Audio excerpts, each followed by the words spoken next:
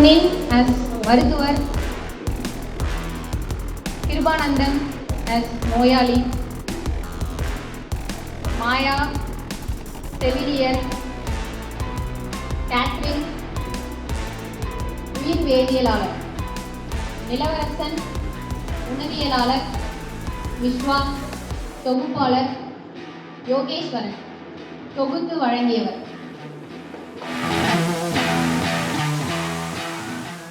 உள்ள வாங்க. Good morning, உட்காருங்க. Thank you sir. உங்கள் பேர்? என் பேர் கிருபானந்தம் சார். எத்தனை வயசு? ஒரு 50 வயசு. 50 வயசா? உடம்புக்கு என்ன பிரச்சனை ஐயா? ஒன்றும் இல்லை சார், காலைல ரொம்ப டயர்டாகுது சார், ஏந்திக்க சார், ரொம்ப பசி எடுத்துக்கினே இது, அடிக்கடி தாகம் எடுத்துக்கினே இது.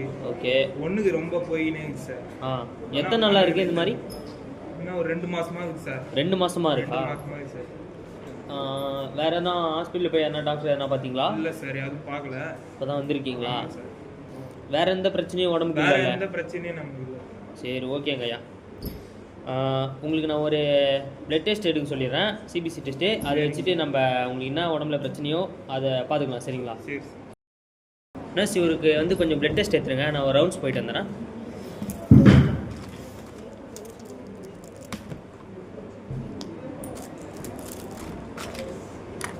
கை காமிங்க, ஷர்ட்டை மேலே தூக்கிக்கோங்க.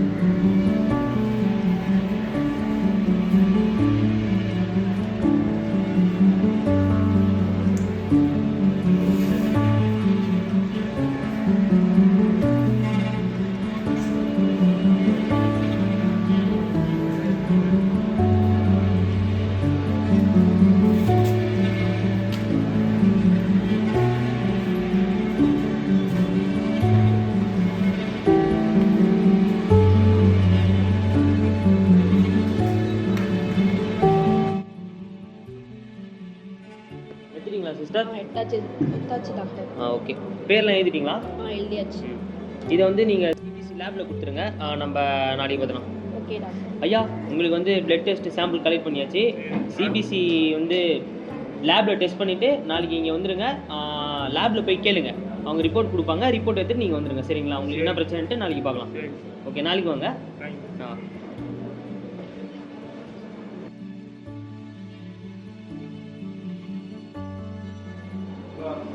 உள்ள வாங்க. உட்காருங்க. உங்கள் பேர் என்ன? என் பேர் கிருபானந்தம் மேடம்.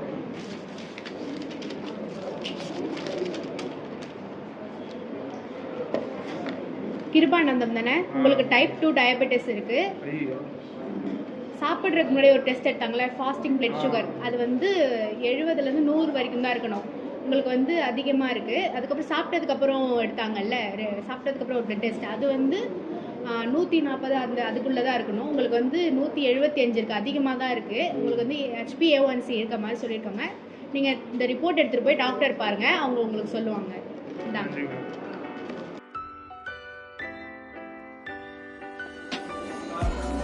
உள்ள வாங்க சிவானந்தம்.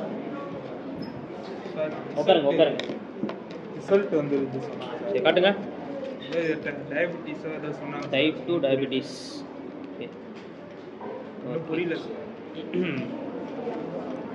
ஒன்றும் பயப்படாதீங்க கிருபானந்தம், உங்களுக்கு வந்து டைப் 2 டயபெட்டிஸ் வந்துருக்கு, ஓகேங்களா? என்னன்னு தெரியல சார். டைப் 2 டயபெட்டிஸ்னா சுகர். சுகர் வந்திருக்கு உங்களுக்கு.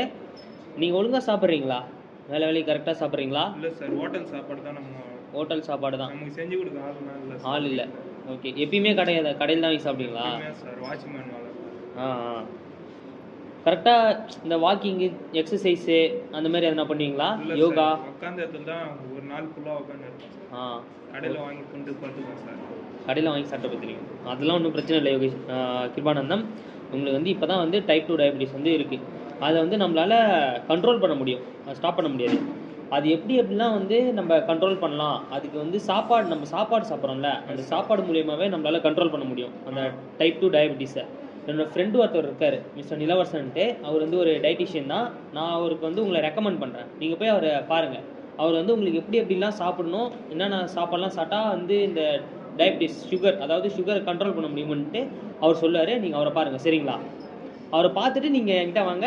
அவர் சொல்லிட்ட பிறகு நான் என்ன டேப்லெட் இருந்தால் நான் டேப்லெட் எடுத்து தரேன். சரி சார். ஓகேங்க ஐயா, இந்தாங்க, நீங்கள் போய் அவரை பார்த்துட்டு வாங்க. ரொம்ப நன்றி சார்.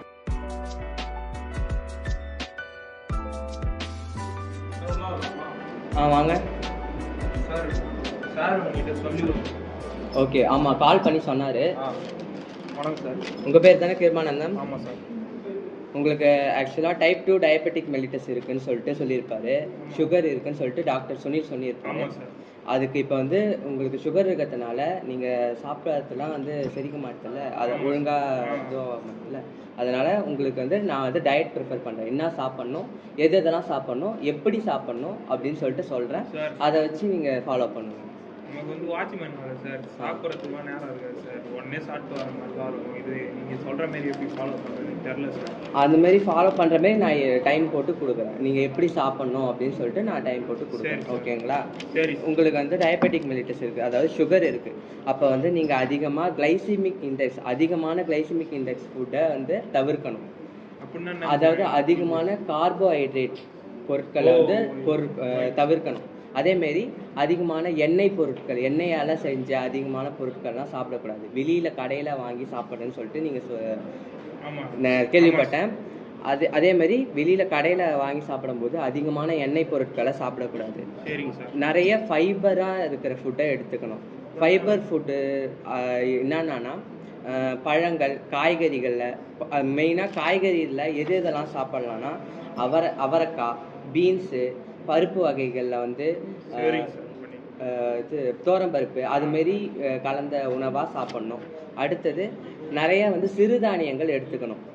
கேழ்வரகு, கம்பு, ரவை, கோதுமையில் வந்து சப்பாத்தி பண்ணி சாப்பிடலாம். அதுமாரி ஒரு சில பொருட்கள்லாம் எடுத்துக்கலாம். அடுத்தது புரத சத்து அதிகமாக, அதாவது புரோட்டீன் வந்து அதிகமாக இருக்கிற உணவுகளாக சாப்பிட்ணும். முட்டை, சோயா பீன்ஸு, பன்னீர். ரெண்டாவது சோளம் வந்து இப்போ ஈஸியாக எல்லா இடத்துலையும் கிடைக்குது. அதனால அது உங்களுக்கு அதிகமாக சாப்பிட்ணும். அதேமாதிரி கால்சியம் சத்து அதிகமாக இருக்கிறதும் சாப்பிட்ணும். எள்ளு உருண்டை இப்போ வந்து கடையெல்லாம் விற்குது, இல்லை வீட்டில் கூட செஞ்சு சாப்பிட்லாம். எள்ளில் பண்ண உணவுகள், அதேமாதிரி பால், தயிர் இதெல்லாம் அதிகமாக எடுத்துக்கணும். ஏன்னா உங்களுக்கு கார்போஹைட்ரேட் வந்து ஒழுங்காக உடம்புல எனர்ஜி கொடுக்கல. அப்போ வந்து ப்ரோட்டீன் உங்களுக்கு அதிகமாக தேவைப்படும். இப்போ நீங்கள் ப்ரோட்டீன் சத்து அதிகமாக எடுத்துக்கிட்டிங்கன்னா தான் உங்கள் உடம்புக்கு எனர்ஜியை அதிகமாக கொடுக்கும். அடுத்தது நார் சத்து உணவுகள்லாம் அதிகமாக சாப்பிட்ணும். நார் சத்து உணவு எதுன்னு பார்த்தீங்கன்னா முருங்கைக்கீரை, கீரை வகைகள் எல்லாமே சாப்பிட்லாம். பச்சை கீரை வகைகள் எல்லாமே சாப்பிட்லாம். அதேமாரி பீன்ஸு, கொத்தரக்காய் அதெல்லாம் வந்து இந்த நார் சத்து உள்ளது தான். அதெல்லாம் அதிகமாக செஞ்சு நீங்கள் சாப்பிட்லாம். ஓகேங்களா? அதேமாரி எப்பெல்லாம் சாப்பிட்ணுன்னு சொல்லிட்டு சொல்கிறேன். இப்போ நீங்கள் 8 மணிக்கு காலையில் 8 மணிக்கு சாப்பிட்றீங்க, காலை டிஃபன் 8 மணிக்கு சாப்பிட்றீங்கன்னா 4 இட்லி சாப்பிட்றீங்கன்னு வச்சுக்கோங்களேன். 4 இட்லியை வந்து 2ஆக பிரிச்சுக்கோங்க. காலைல 8 மணிக்கு 2 இட்லி சாப்பிடுங்க. அடுத்தது ஒரு 10:30 மணிக்கு இல்லை ஒரு 11 மணி அளவில் வந்து திருப்பி 2 இட்லி சாப்பிடுங்க. அப்படி சாப்பிடும்போது உங்களுக்கு வந்து சுகர் லெவல் வந்து மெயின்டைன் ஆகும், கண்ட்ரோலாக இருக்கும். ஓகேங்களா? இதெல்லாம் ஃபாலோ பண்ணுங்கள், சுகர் வந்து கண்ட்ரோலாக இருக்கும். ஓகேங்களா? இதை நான் எழுதி வச்சுருக்கேன், உங்களுக்கு எப்படிலாம் சாப்பிட்ணுன்னு சொல்லிட்டு அதை பார்த்து சாப்பிடுங்க. ரொம்ப நன்றி சார். நன்றி, போயிட்டாங்க. நன்றி.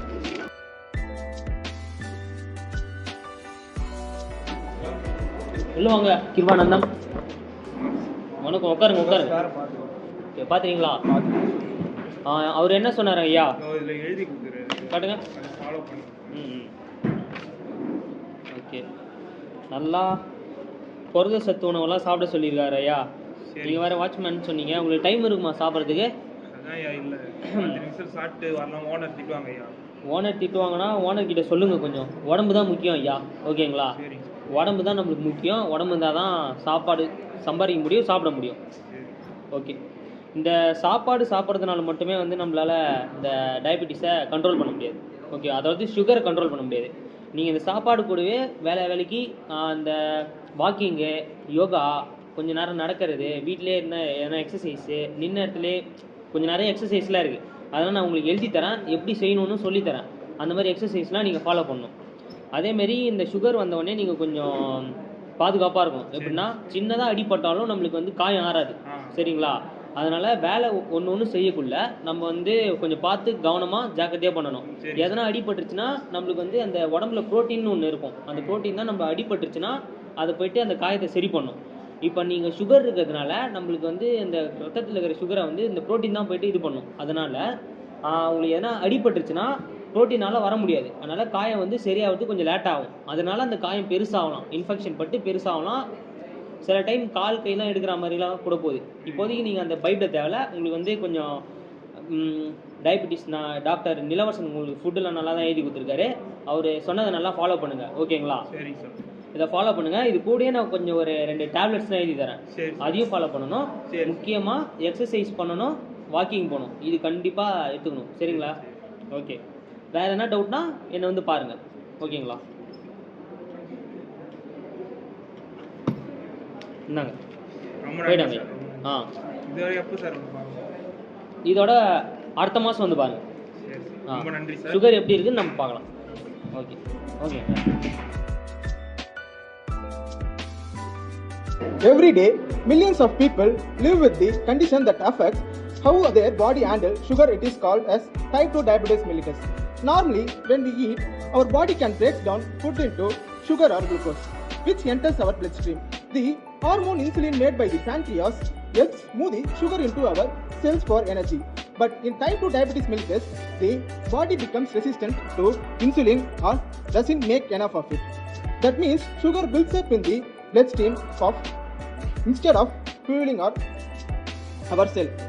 Over time, high blood sugar can cause symptoms like tiredness, thirst, frequent urination, and even blurred vision. The good news with healthy lifestyle, regular monitoring, and right medication, type 2 diabetes mellitus can be managed effectively. Thank you.